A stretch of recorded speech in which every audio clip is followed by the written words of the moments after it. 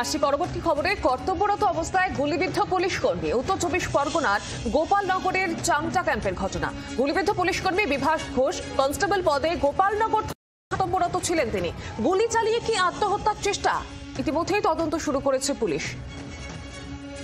এই খবরের দিকে এই মুহূর্তে নজর রেখেছি। কর্তব্যরত অবস্থায় গুলি পুলিশ কর্মী, বিস্তারিত জানবো। এই নিয়ে টেলিফোন লাইনে রয়েছে প্রতিনিধি মনোজ বর্মন। মনোজ, কি জানা যাচ্ছে? দেখো, গতকাল রাত্রেবেলা এক পুলিশ কর্মী নিজের মাথাতেই নিজের আত্মঘাতী হওয়ার চেষ্টা করেন। পুলিশ সূত্রে যেটা জানা যাচ্ছে যে উত্তর 24 পরগনা জেলার গোপালনগর থানা এলাকায় যে 10 মাইল এলাকা রয়েছে, সেই 10 মাইল এলাকাতে এক পুলিশ কর্মী সেখানে কিন্তু কর্তব্যরত অবস্থায় ছিলেন। হঠাৎ করে তার যে নিকটবর্তী অফিসার ছিল, তার অফিসারের কাছ থেকে রিভলভার নিয়ে কিন্তু সে নিজের মাথায় গুলি চালিয়ে দেয়। তৎক্ষণাৎ রক্তাক্ত অবস্থায় লুটিয়ে পড়ে ঘটনাস্থলে।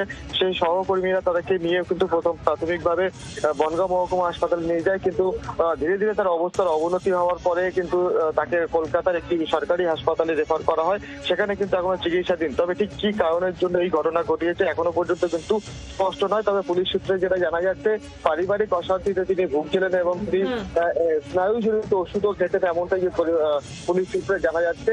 ধন্যবাদ মনোজ।